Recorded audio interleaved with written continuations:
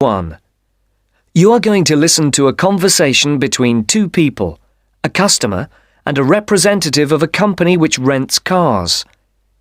There are 3 alternative answers, A, B, and C, for each question. Decide which alternative is the most suitable answer and circle the appropriate letter. First, you have some time to look at questions 1 to 6.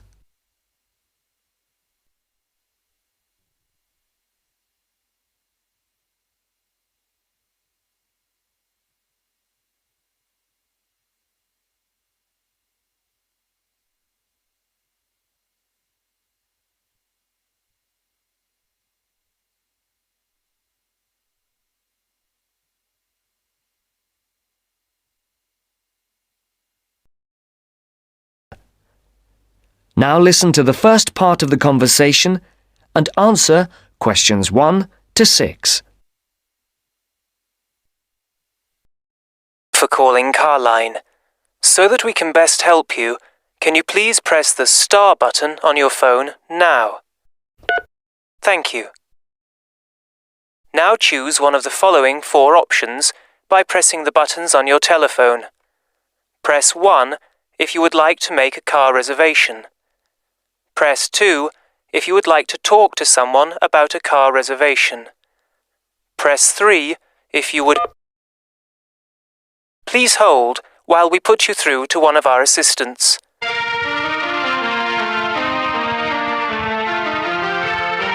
Good morning, Melanie speaking. How can I help you?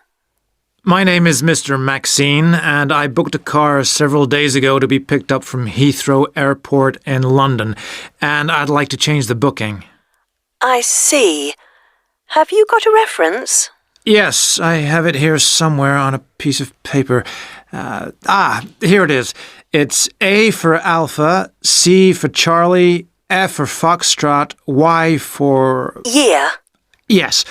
The number 15, 15, A for Alpha, and G for Go. Let's see. Can I just check that? ACFY15AG. Yes. Mr. John Maxine. Yes, that's it. Okay, so how can I help you? I booked a car for 3 days from this Friday at 6 p.m. to Monday at 6 p.m. Yes, a manual. I'd like to change it for a larger car and an automatic rather than a manual. And I'd also like to book it for 5 rather than 3 days. Okay, let's have a look. We have an estate which is automatic. Yes, that would be perfect. There is a difference in price, though. For the extra 2 days? Yes, but also for the size of the car.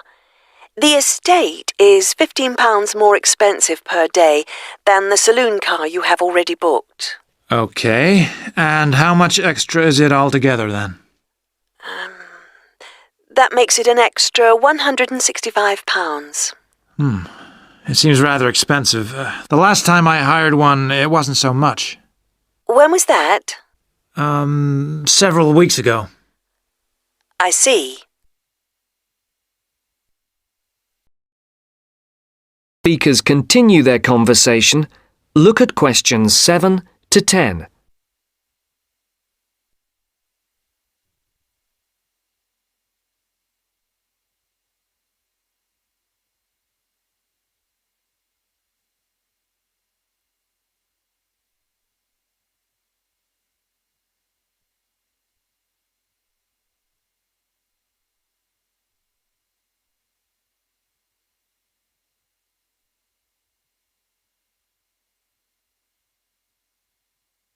As you listen to the rest of the dialogue, complete the numbered spaces 7 to 10.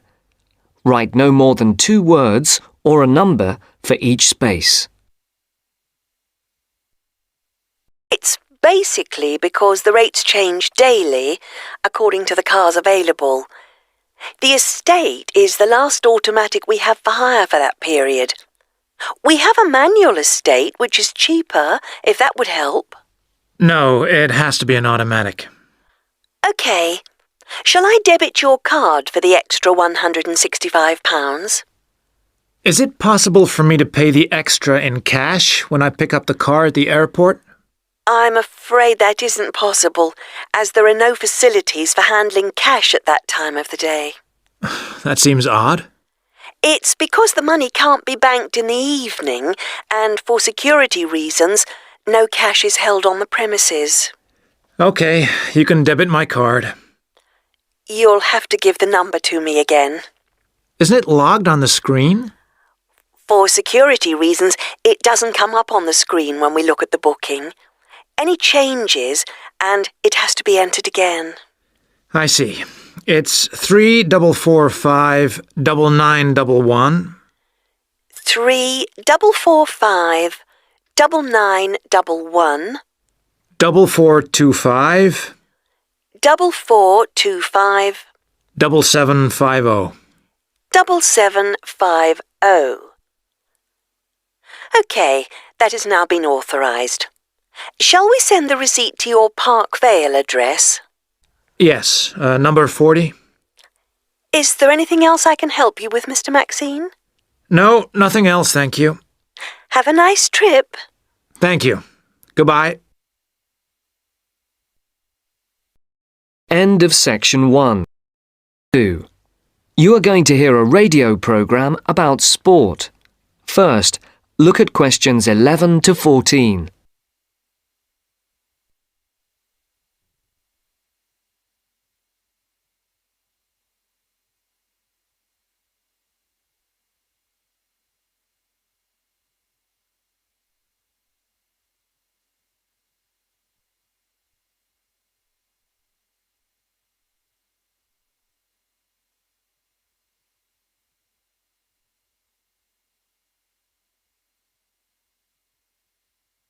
For these questions, listen carefully and circle the correct letters.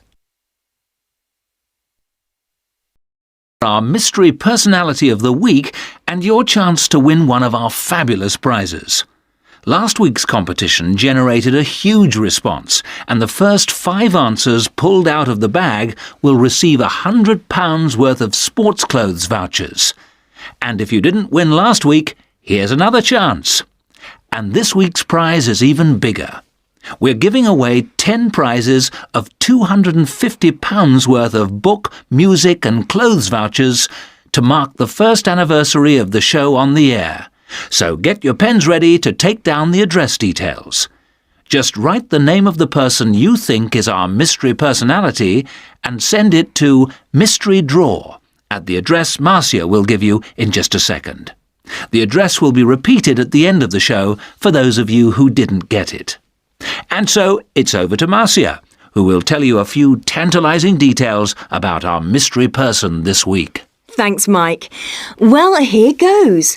Our mystery person this week is a very well-known footballer who plays for a famous club and has also played for his national team. He is very talented and is enormously popular, especially for the part he played in a famous footballing victory. And 2 clues. He hasn't got a famous wife, and he speaks French. If you think you know who it is, then pop the answer on a postcard and send it to Mystery Draw, P.O. Box 5110, London SE1 5LE. That's P.O. Box 5110. And please don't forget to write your name and address too. And now it's back to Mike.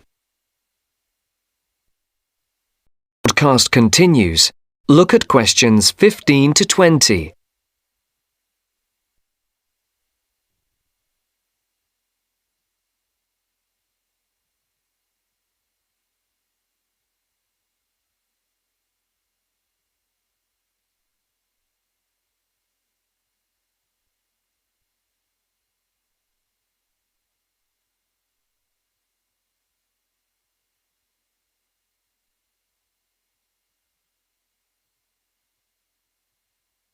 As you listen to the second part of the sports programme, answer questions 15 to 20. For questions 15 to 19, write no more than 2 words or a number for each answer. For question 20, circle the correct letter. Yeah. Get those postcards in and make this a bumper anniversary draw. Now, if you remember, last week on the show, we talked to the organiser of a new group set up to help young people up to the age of 20 to get involved in activities like horse riding, tennis, scuba diving, cycling, or any form of sport which involves some kind of expense. John Tebbit, the organiser, rang us to say that the response to his appeal on the show was staggering. A large number of people, both young and old, have offered their services free as volunteers. The whole thing has been overwhelming. John said that they had also had numerous offers of help throughout the country to use facilities free of charge. As if that was not enough, they've received many donations, including several rather large gifts of more than £5,000.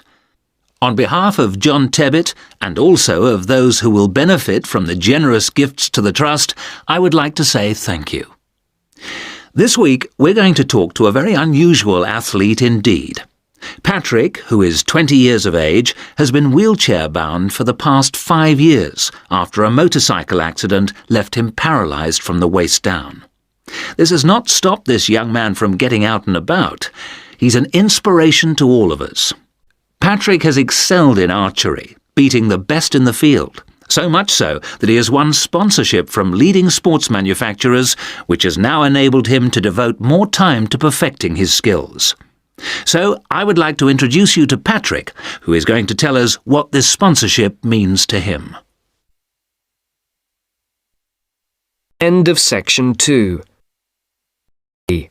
You are going to listen to a conversation between two students talking about a lecture they have just attended. First, look at questions 21 to 24.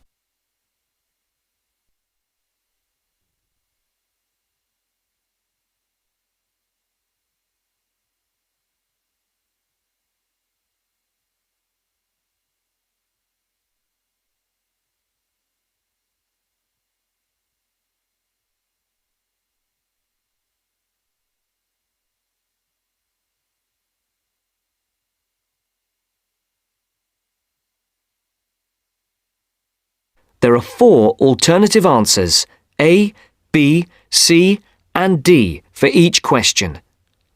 Decide which alternative is the most suitable answer and circle the appropriate letter. Don't you think Dr. Adams' lecture was really very good? He could talk about the telephone directory and make it interesting. All his lectures are like that, Astrid. He's just one of those people. I wish we had him as our tutor. I bet you that he is very demanding, though. Boris is in his tutorial group and agrees that he is a brilliant lecturer, but he puts them under a lot of pressure. But don't you think that's good? Perhaps, but I am glad to have Dr. Adams as a lecturer. He's interesting and rather funny and puts just the right amount of pressure on people. Did you take lots of notes in the lecture? Yes, actually I did. In fact, several pages. I didn't think I had taken so many. I was that busy listening to what was being said that I didn't take many notes. Can I photocopy yours? I don't think that's such a good idea. You won't be able to read my handwriting, and sometimes I write them in English and sometimes in Arabic. Oh, let's have a look. Wow! Your notes are so neat. There's not much Arabic. There is on this page. Oh, yes, there is. Dr. Adams would be pleased to see this, especially given what he was talking about. Don't you keep careful notes? Sometimes. It depends on the lecture. I don't think I'll forget Adams's lecture today, but some of the detail will fade.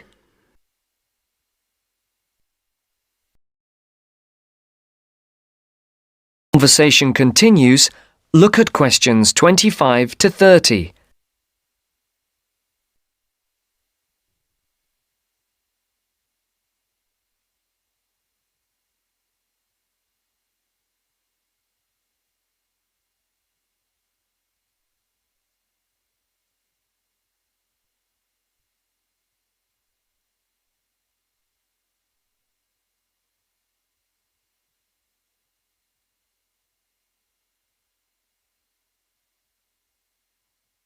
As you listen to the next part of the conversation, write no more than 4 words for questions 25 to 27, and for questions 28 to 30, write no more than 2 words for each answer. Up everything afterwards so you can have a copy then and you can fill in anything I have missed. I'm not so good on the broader concepts. I'm better when it comes to detail. Just what Adams was talking about. Well, I am definitely a detail person. I need to have everything written down before I can get the concepts clear in my head. And I am the complete opposite. I find all the detail clutters up my mind and I get very frustrated, which was just what he was on about. He mentioned a book he'd written. He mentioned several. The one on space and the individual? Yes, called My Space. It's on the book list. So it is. I think I'll get that out of the library or get my own copy. Did you get what he said about spatial awareness? I didn't really. Yes, it was fascinating. I can't be as eloquent as Adams was, but I know several people who are frighteningly intelligent, but they have difficulty reading simple directions, even when getting to places that they know very well. I find that difficult to understand. Everyone learns the way to walk to the shops and things like that. You mean just the way people learn spelling? You know, people misspell words, make mistakes in countless areas of their lives, and going in the right direction is just the same. Remember what Adams said about the number of people who cannot tell left from right, north from south, and so on? Do you know which way is north? It's, that way. You see? I couldn't have told you that. Really? I haven't a clue which way is which. That's why I'm always getting lost when I go out on my bike, and put me in a completely new place and I am totally lost. What about maps? I'm hopeless at reading them.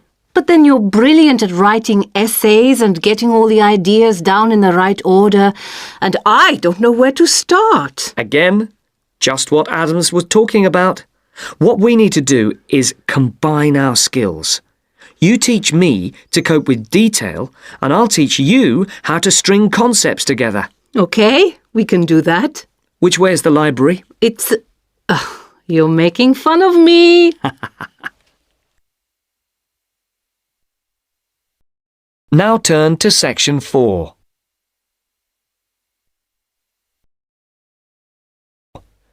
You are going to hear a lecture on fishing. First, look at questions 31 to 36.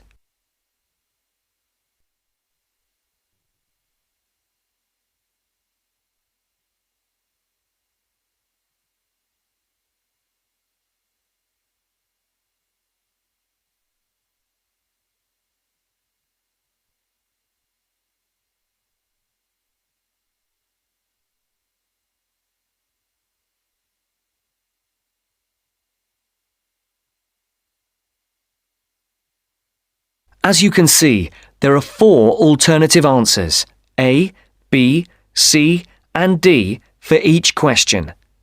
Decide which alternative is the most suitable answer and circle the correct letter. Ladies and gentlemen, and in case you've forgotten, my name is Dr. North from the Marine Habitat Research Unit at the university, and I'm going to continue from the lecture that I gave a fortnight ago on humankind's relationship with the sea from a historical point of view, and also on attitudes to different types of fishing. In today's talk, I would like to focus on the current problems in the fishing industry in Europe, and in particular, the present scarcity of marine fish. As with the last lecture, I've placed a book list, a few relevant articles, and a copy of this lecture on the department website. A statistic to begin with. Since the 1970s, stocks of the most heavily fished species have fallen on average by 90%. And why has this happened? Well, there's a chain of events which begins with the demographic changes that have taken place in the world over the last century. During this time, The world population has grown at a phenomenal rate, with efficient and heavy fishing, which is technology-driven, meeting the increasing demands for food. As a consequence, many fishing stocks in the European waters, from the Atlantic to the North Sea and the Mediterranean, are now on the verge of collapse. But the problem is not restricted to European waters. It's a situation that's all too clear all around the world. Fish stocks in the Pacific Ocean, for example, are now on the verge of collapse due to a combination of overfishing and natural changes in ocean ecology. And there's another reason behind the increased demand for fish, and that is the changes in the eating patterns of different countries. Certain countries have a long tradition of fishing, for example, the southern European countries, but eating patterns have changed in countries like the United Kingdom, where fish was once considered as food for the poor rather than the rich. People have been turning to fish as a cheap and healthy alternative to meat, driving up demand and depleting stocks. Food scares like BSE and foot and mouth disease have also driven people away from eating meat, which again is invariably replaced by fish. Before the speaker continues, look at questions 37 to 40.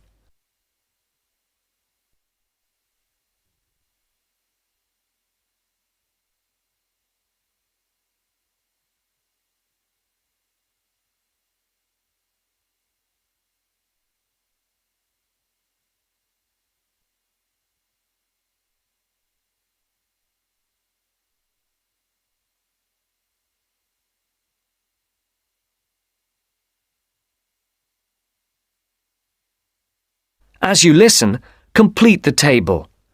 Write no more than 3 words for each answer. The reason is that a sizable proportion of the catch from modern trawlers or fishing boats is thrown away. Nets quite often land fish that are not wanted and which are thrown back into the sea dead. Discarded nets and other traps are responsible for the deaths of many fish. Our seas, like the rest of our environment, are littered with rubbish, which also destroys lots of fish. And fish are also being changed by the chemicals dumped into the oceans, as well as by overfishing, so the size of certain species is decreasing. More then have to be fished to produce a decent catch. And the solution? Well, there has to be more than one answer to the problem. Fish farms provide a partial solution, but the quality of the fish is usually inferior to those in the wild. Reducing the amount of fish that any one trawler or fishing boat is allowed to land is the most effective, but also the most unpopular measure. Countries in Europe like Spain rely heavily on fishing, and are naturally against any step which restricts their catch. But if the depletion of fishing stocks continues, there will be no fish left to fish. Take the disappearance of cod from the Great Banks off Newfoundland, which was once the richest cod fishing area in the Atlantic. After a dramatic fall in the cod population for some unknown reason, a ban was imposed, which, it was hoped, would lead to a repopulation of the cod stocks. The cod did not return, and many fishermen were put out of work. This is a scenario which we do not want to be repeated on a large scale. Now, if you look at this table on the screen, you can see where I've End of section 4. That is the end of the test. You now have 10 minutes to transfer your answers to your Ielts listening answer sheet.